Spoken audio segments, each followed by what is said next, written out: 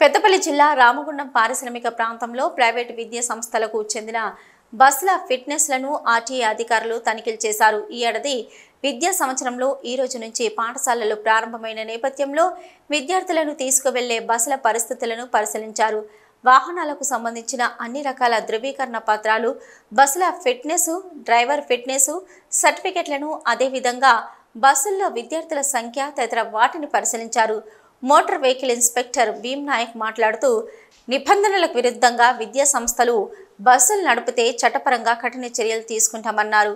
విద్యార్థులను తీసుకెళ్లే వాహనాలు పూర్తి స్థాయిలో ఫిట్నెస్గా ఉండాలని సూచించారు. లేదంటే ఆయా విద్యా సంస్థల యాజమాన్యాలపై చర్యలు తీసుకోవాల్సి ఉంటుందని హెచ్చరించారు.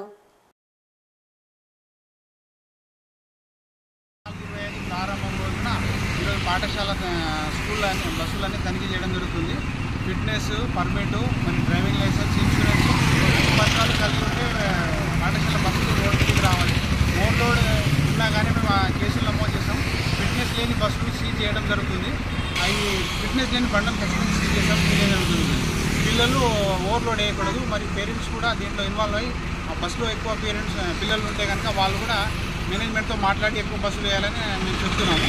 అదేవిధంగా డ్రైవర్ అండ్ కండక్టర్ ఖచ్చితంగా వాళ్ళు యూనిఫామ్లో ఉండాలా. అండ్ పిల్లలందరినీ కూడా జాగ్రత్తగా దింపడేటప్పుడు వాళ్ళు జాగ్రత్త వహించాలని మేము కోరుకుంటున్నాం. ఏదైనా పత్రాలు లేని బస్సులు అయితే ఖచ్చితంగా మేము వాటిపైన చర్యలు తీసుకొని వాటిని సీజ్ చేస్తామని తెలియజేయడం జరుగుతుంది. ఈ సంవత్సరంలో ప్రతిరోజు ఈ చెకింగ్ అనేది ఉంటుంది. ఈ ఏపీ పైన చాలా స్ట్రిక్ట్ ఇన్స్ట్రక్షన్స్ ఉన్నాయి. మా డీటీసీ గారు మరి మా ఆర్టీఓ గారి ఆదేశాల మేరకు రోజు చెకింగ్ చేయడం జరుగుతుంది.